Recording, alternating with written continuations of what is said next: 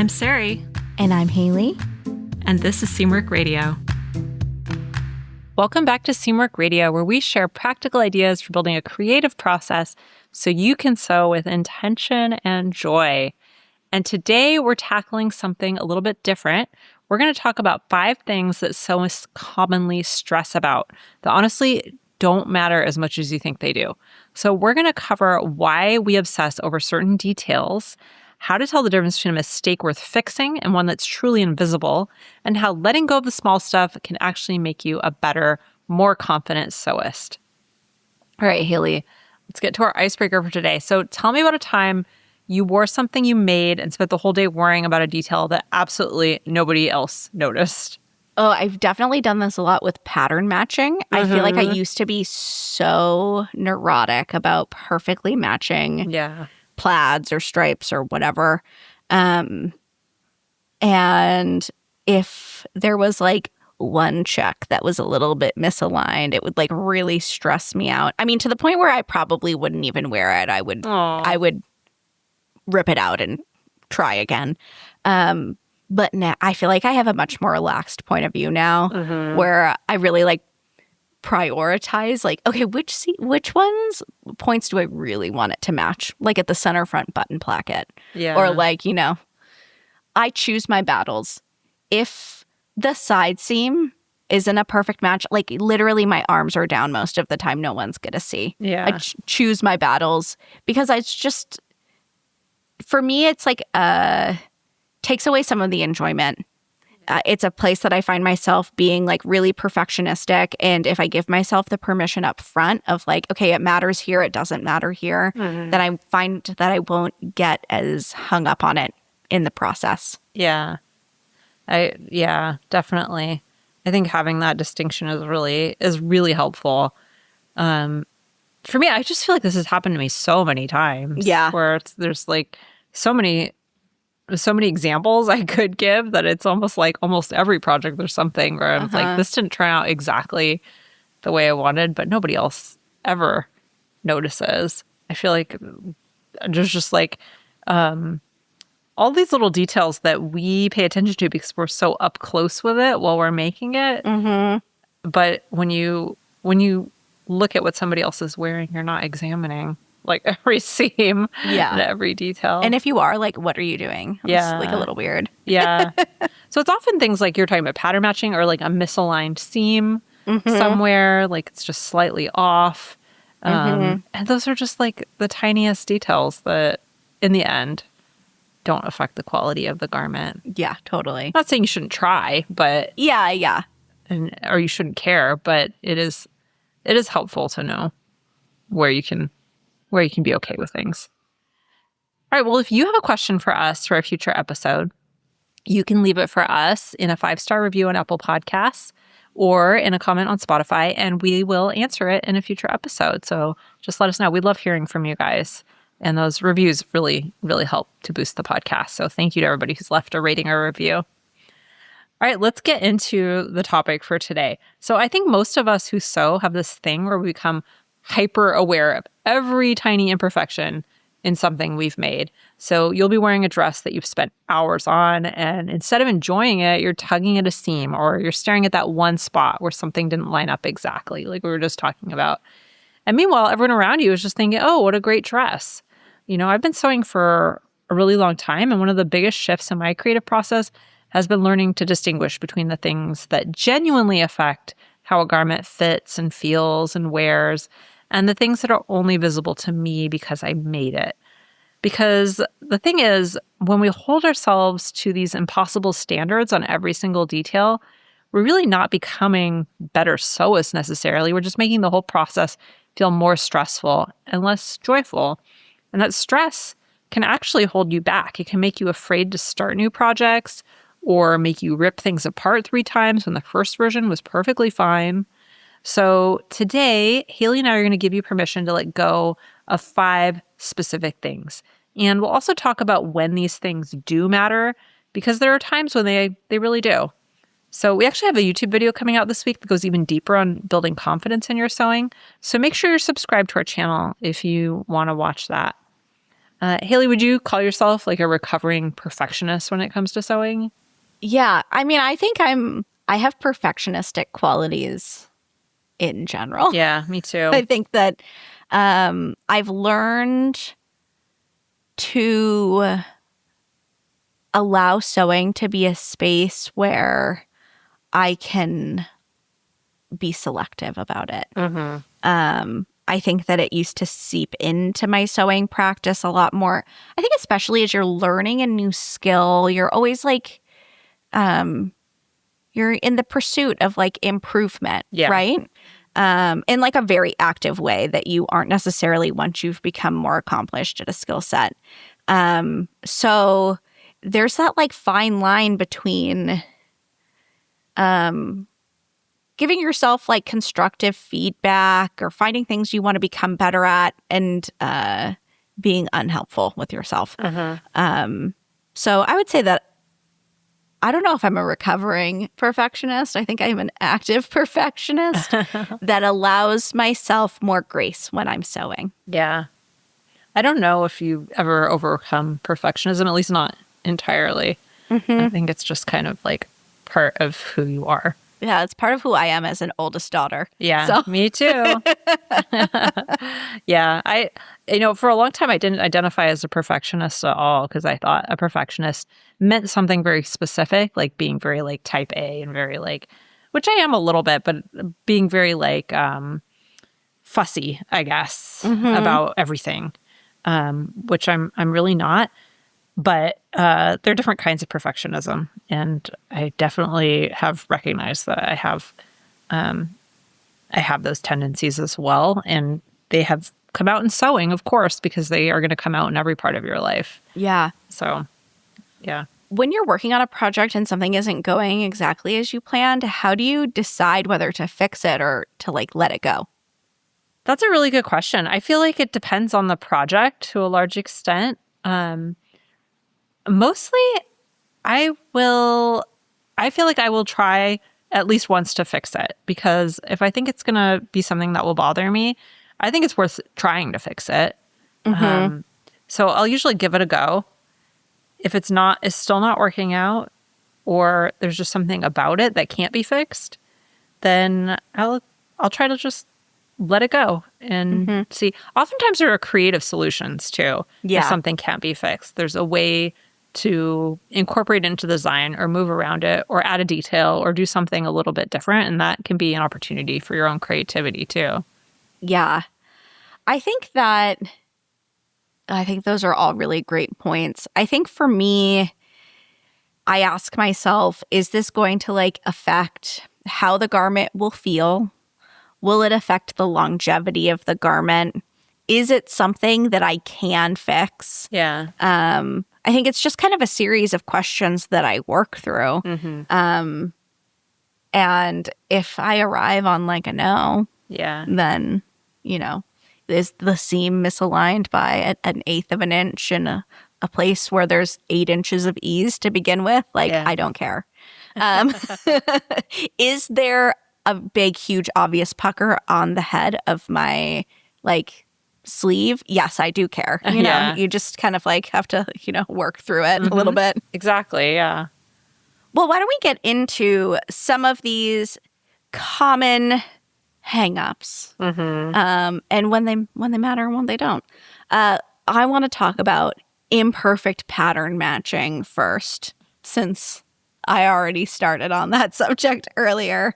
So this was one that used to cause me so much anxiety, is pattern matching. And so by this, I mean when you're working with like a stripe or a plaid or maybe even like a printed fabric and you're trying to get the pattern to line up perfectly across every single seam, kind of like in the way that if you were hanging wallpaper, how you would want the pattern to match. Now, I want to be really clear that there are places where pattern matching really like can make a real visual difference. Like the center front seam on a pair of trousers, or like I was saying, like the button placket on a shirt. But here's what I want you to hear and that I had to learn the hard way is that you really don't need to match every single seam on a garment. And oftentimes it's not like geometrically possible to do. So side seams, for instance, think about how your body moves and how the fabric shifts when you're actually wearing something. Side seams are often hidden by your arms. And there are like, you can have the print match perfectly above the dart or below the dart. You may not be able to do both. Yeah. And you know who's going to notice?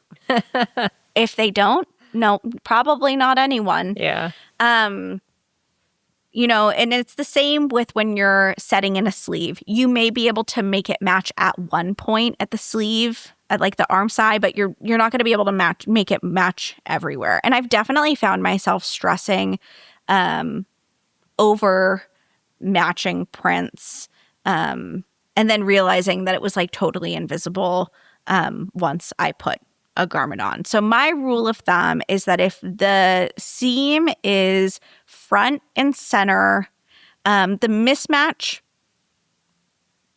would be obviously very obvious at a glance. It's worth the effort. Otherwise, I save myself the time and frustration. My process is usually, okay, which are like the two places that are most important to me for the fabric match? I choose those two places. I do my best everywhere else.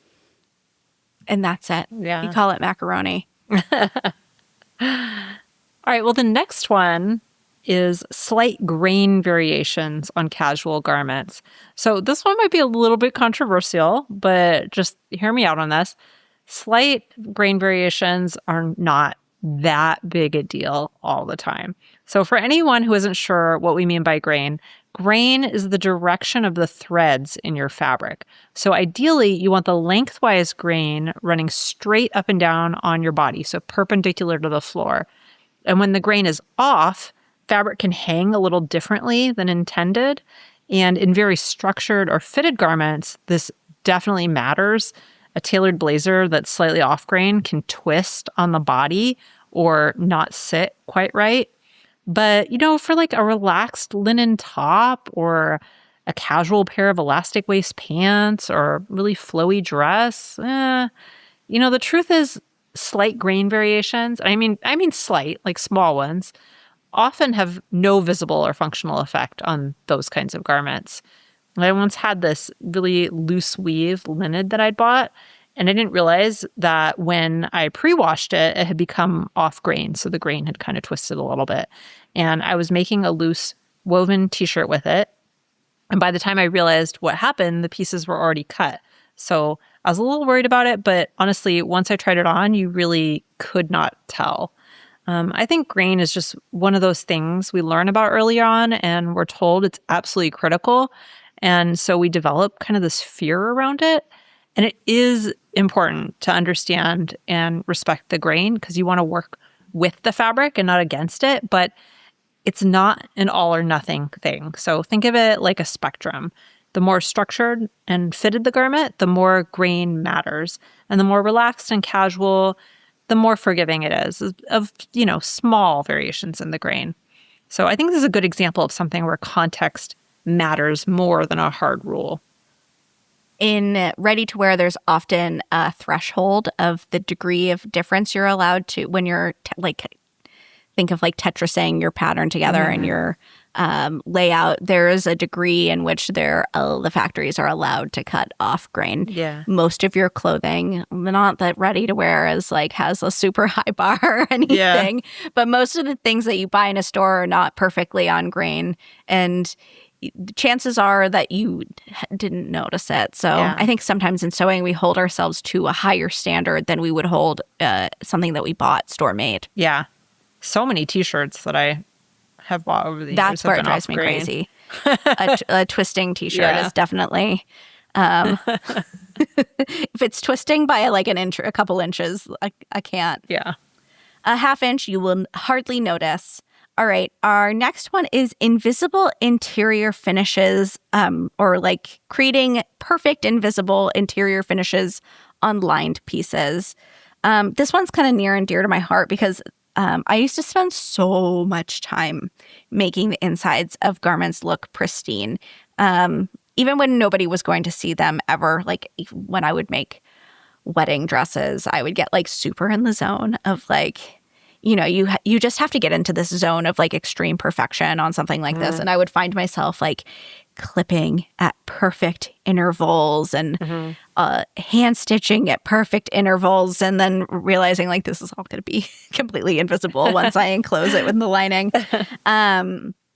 So when you're sewing something that's fully lined, like a coat or a dress or a jacket, the interior of the garment is completely enclosed. And so those seam allowances and raw edges, they're all sandwiched between the fashion fabric and your lining. So if your seam allowances are not perfectly trimmed to identical widths, or your notches are not snipped at perfectly, like perfect intervals like I was describing, or even if they're like, a certain intersection has slightly more bulk than another, nobody is going to see that ever, including you, once it's been sewn shut. So I'm not saying that construction doesn't matter, and because seam integrity, it does matter. And making sure that things are like secured properly mattered and clipped and trimmed properly mattered. But there's a difference between clipping something properly and trying to make it look like an absolute work of art. Yeah. And the visual, I'm talking about kind of like the visual tidiness of it all here. That's all purely for your satisfaction. If you're gaining satisfaction by making it look that way, I say go for it. If it is like stressing you out and becoming a barrier for finishing something, then that is a clue that maybe it's something that we want to like loosen our grip on a little bit.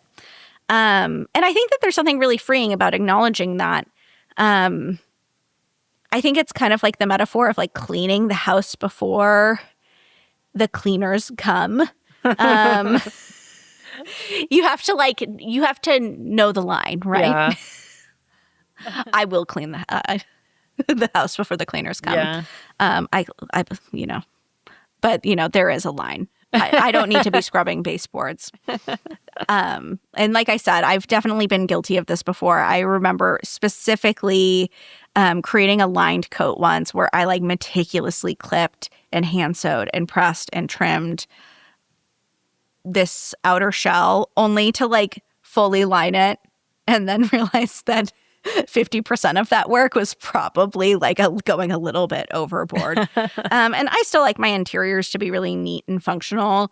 And I would never not press something to perfection. But I really stopped trying to make things feel like Instagram worthy when they're just going to be sealed up forever. Yeah, totally agree with that. The next one is minor ease differences from the pattern. So I think this is one that causes just a lot of unnecessary anxiety, especially if you're still building your confidence with fitting. So ease is the extra room built into a pattern beyond your body measurements. And it's what allows you to move and sit and breathe and be comfortable in your clothes. And patterns are designed with a specific amount of ease, and you can usually find that information on the pattern itself or in the instructions. But here's the thing. Ease is a preference. It's not an exact science. So the designer chose an amount of ease that they felt worked for the design, but your body, your comfort level, your taste, they might be slightly different. So if you measure your finished garment and has a ½ inch more or less ease than the pattern intended, it's not necessarily a mistake. That might actually be your body telling you what's just comfortable for you. And I think this one is especially important for sewists who are learning to do fit adjustments, because you can get so caught up in matching the numbers exactly that you forget to just put the garment on and see how it feels. Numbers are a guide, and your body and your comfort are really the final word in fit. So where this does matter is if the ease difference is significant enough to affect how the garment functions. So if a close-fitting sleeve is so tight that you can't bend your arm, that's definitely a fit issue.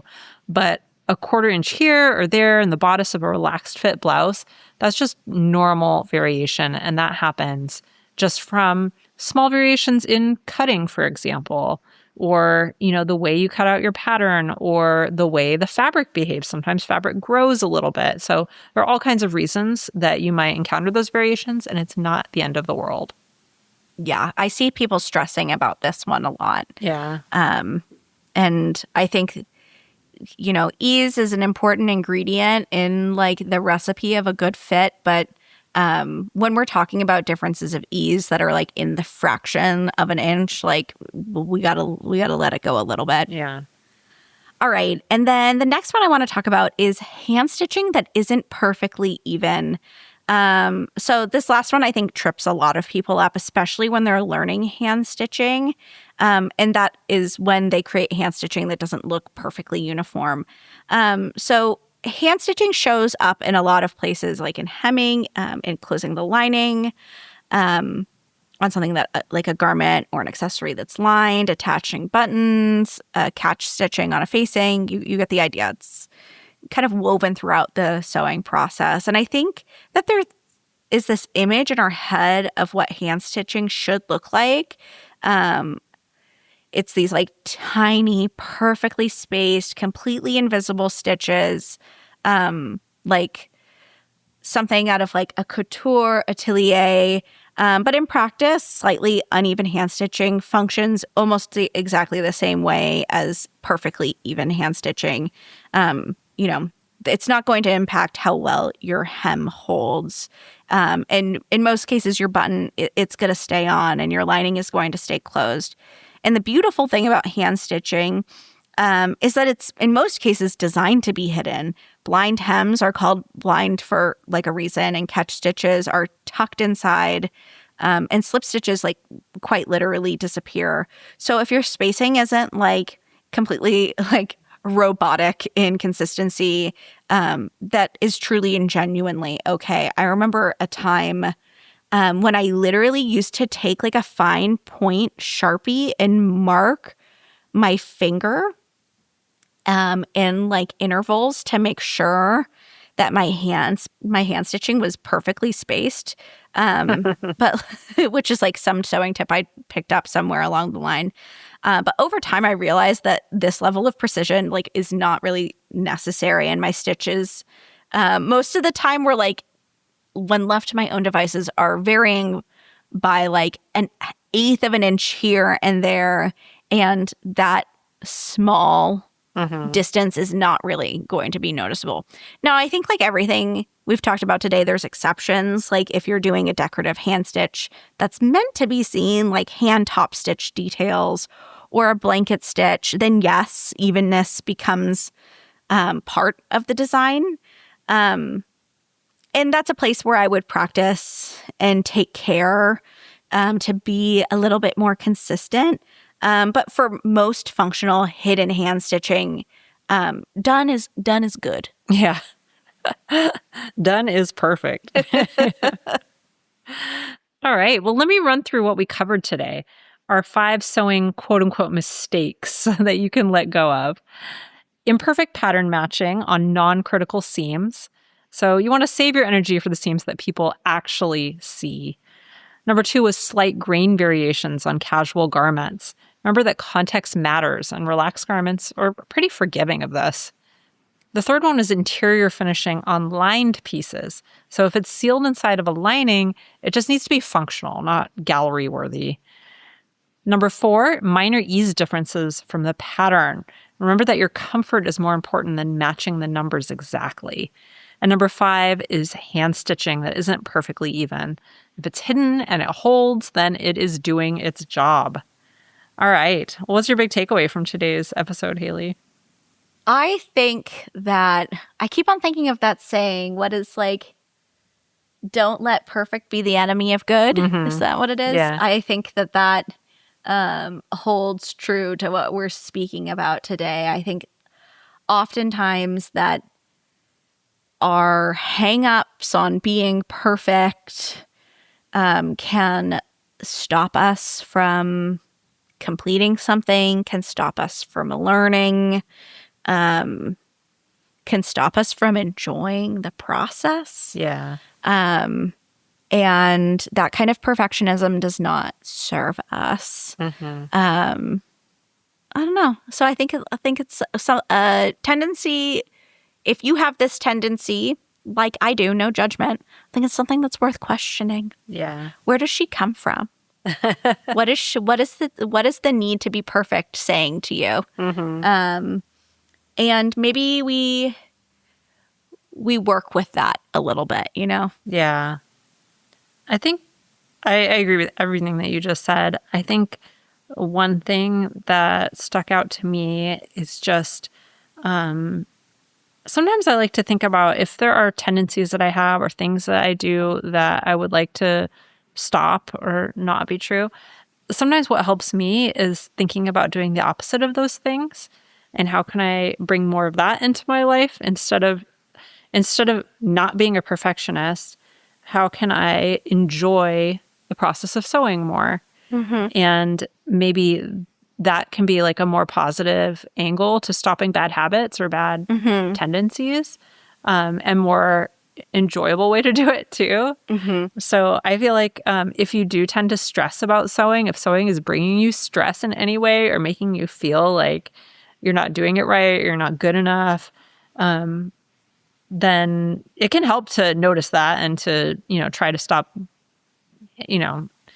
talking to yourself that way. But I think coming at it from the other side can also be helpful and just thinking about what can I do to make this fun and make this a really enjoyable experience for me instead of a stressful one.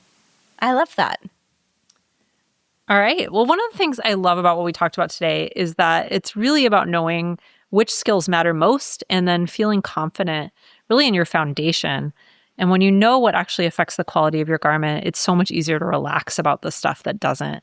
So if you're building your sewing skills right now and you want a way to track your progress, we have a free Learn to Sew kit that I think you'll really love. It includes a skills checklist that walks you through the foundational sewing skills so you can see where you are and you can celebrate how far you've come and you can figure out what to focus on next. It's completely free and it's a really great companion to episodes like this one because it helps you focus your energy on the things that truly build your confidence. So we'll put a link in the show notes so you can grab your copy. And if you liked this episode, please leave us a review. We would love to hear from you. We love seeing all your ratings and reviews on Apple Podcasts. That really helps the show. You can also leave a comment for us on Spotify. We love to see those as well. You can also follow us on YouTube at Seamwork Video. You can follow us on Instagram at Seamwork. And if you'd like to become part of the Seamwork community, head over to seamwork.com to learn how to join. And that's it for us this week. I'm Sarai. And I'm Haley. And this is Seamwork Radio.